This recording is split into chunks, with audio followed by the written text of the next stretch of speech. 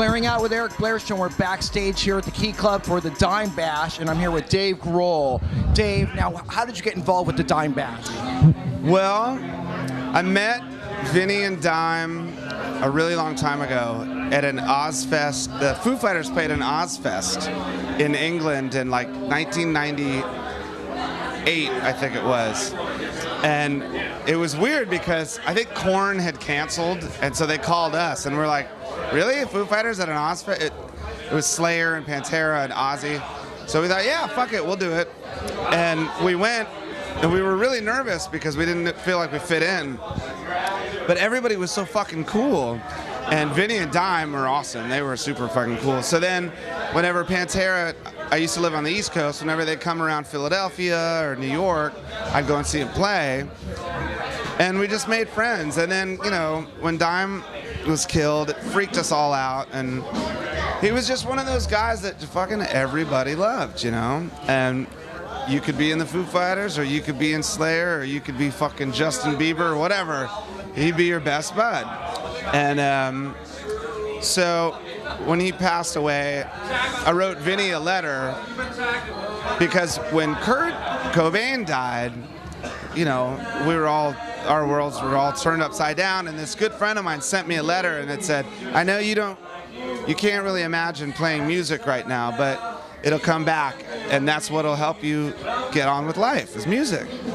So then I became friends with Rita, and we've had Rita over at all our parties, and she's I love Rita so much, she's a killer.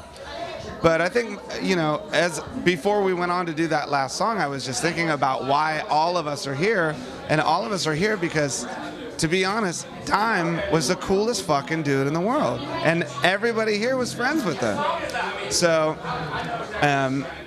you know, when Rita calls and says, hey, I'm doing a thing for Dime, it's like, I'll be there in a heartbeat.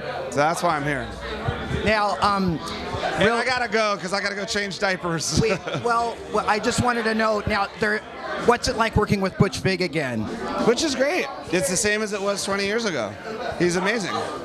And also, Novoselic is guesting on your new Foo Fighters record. He and I are close. We've always been close. And he's actually played on Foo Fighters stuff before, but I think because we're doing the record with Butch, and he came down and played bass on a song, you know, it's, to me, at this point, making records it's almost more than a musical thing in a way. It's like our band is like this big family. Our road crew is like a big family. We're making this record in my house. I got my kids running around my feet all day long. And so to have Chris come back and to sit in front of a board with Butch and Chris 20 years later, it's almost more than musical. It's like a real life experience, you know? Like, we're all men now. We were kids back then, and we're all men now, and we have families, and so we recorded this song together, and it was really meaningful. So it's cool. And they're all, you know, honestly, it doesn't feel like any of us have changed. We're just, you know, old. Yeah. Is there a certain vision you have for this? Is that why you got Butch Vig again? No. We recorded with Butch last year. We did a couple songs with him for our Greatest Hits record. And he's just such a great producer, you know? I mean, he's a great producer, but he's also a really mellow dude. So it's hard to really say how he does what he does, because it doesn't seem like he's doing anything, but he's doing something.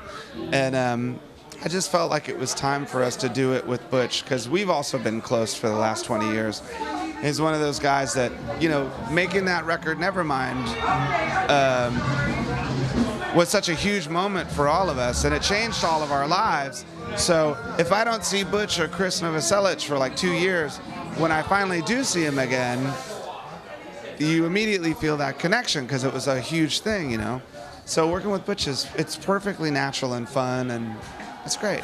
Blaring Out with Eric Blair Show with Dave Grohl. Dave Grohl, thank you. Signing off. See you around. The Blaring Out Show. Song together, and it was really meaningful. So it's cool. And they're all, you know, honestly, it doesn't feel like any of us have changed. We're just, you know, old. Is there a certain vision you have for this? Is that why you got Butch Vig again?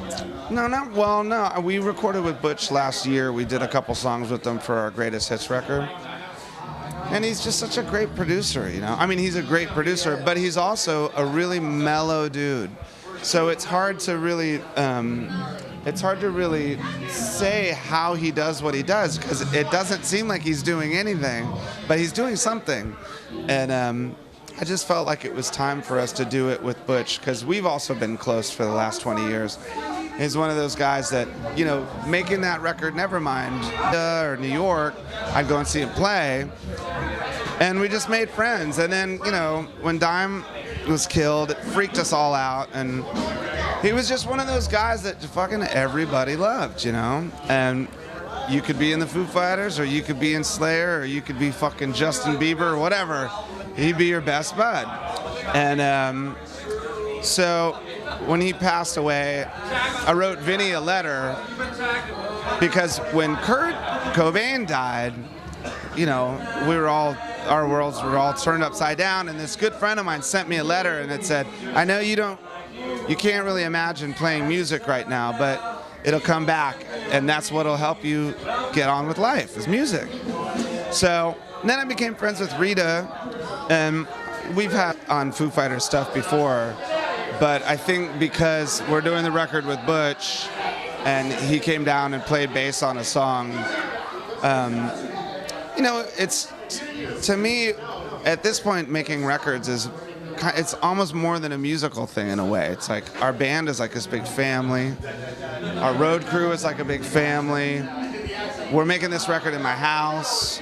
I got my kids running around my feet all day long. And so to have Chris come back and to sit in front of a board with Butch and Chris 20 years later, it's almost more than musical. It's like a real life experience, you know? Like, we're all men now. We were kids back then, and we're all men now, and we have families, and so we recorded the Rita over at all our parties, and she's I love Rita so much. She's a killer. But I think, you know, before we went on to do that last song, I was just thinking about why all of us are here, and all of us are here because, to be honest, Dime was the coolest fucking dude in the world, and everybody here was friends with him. So, you know, when Rita calls and says, hey, I'm doing a thing for Dime, it's like, I'll be there in a heartbeat. So that's why I'm here. Now, I gotta go, because I gotta go change diapers. well, I just wanted to know, now, what's it like working with Butch Vig again? Butch is great. It's the same as it was 20 years ago. He's amazing. And also, Chris Novoselic is guesting on your new Foo Fighters record. He and I are close. We've always been close. And he's actually played... Blaring Out with Eric Blair Show. We're backstage here at the Key Club for the Dime Bash, and I'm here with Dave Grohl. Dave, now, how did you get involved with the Dime Bash? Well, I met Vinny and Dime a really long time ago at an Ozfest. The Foo Fighters played an Ozfest in England in like 1998, I think it was.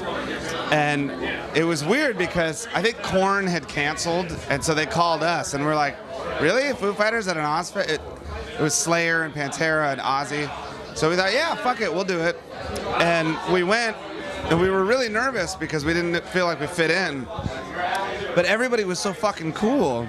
And Vinny and Dime were awesome. They were super fucking cool. So then, whenever Pantera, I used to live on the East Coast, whenever they'd come around Philadelphia,